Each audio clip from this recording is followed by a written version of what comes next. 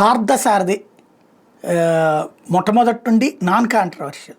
తన పనేదో తను చేసుకుపోతారు, ఎవరితో గొడవలు పడే రకం కాదు, సిన్సియర్గా ఉండే రకం. ఇంకోటి నాన్ కరప్టెడ్, తన ఆస్తులు అమ్ముకుని రాజకీయాలు చేసాడే కానీ ఎవరి దగ్గర దోచుకునే రకం కాదు. వ్యాపారాలు చేస్తారా, వ్యాపారం మీద వచ్చే డబ్బులతో రాజకీయం చేస్తుంటారు. అయితే ఆయనకి నిన్న ఈ భూములు ఇచ్చారు, అది గడ్డి కోసమని ఇచ్చారు అని చెప్పేసి సాక్షి రాసుకొచ్చింది. 800 ఎకరాలు ఇచ్చారు తక్కువ రేటుకి అన్నటువంటిది.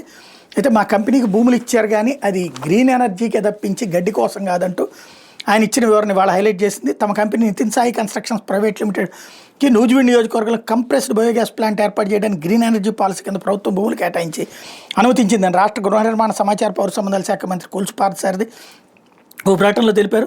కొలుసుకు భూగొలుసు శీర్షికన మంగళవారం సాక్షిలో వచ్చిన వార్త మీద ఆయన వివరణ ఇచ్చారు. గ్రీన్ ఎనర్జీ పాలసీ కింద ప్రభుత్వం తన కంపెనీకి కంప్రెస్డ్ బయోగ్యాస్ ప్లాంట్ ఏర్పాటుకి 45 ఎకరాలు నిర్ధారించిన రేటుకి ఇచ్చిందని మంత్రి చెప్పారు.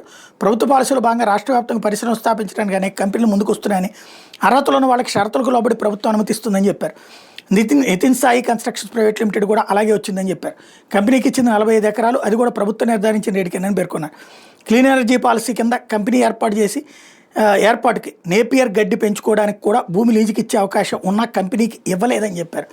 అయితే ప్లాంట్కి సమీపంలోని అందుబాటులో ఉన్న 800 ఎకరాల రెవెన్యూ భూమిని నేపియర్ గడ్డి సాగు కోసం కేటాయించిన ప్రభుత్వం జీవోలో పేర్కొంది.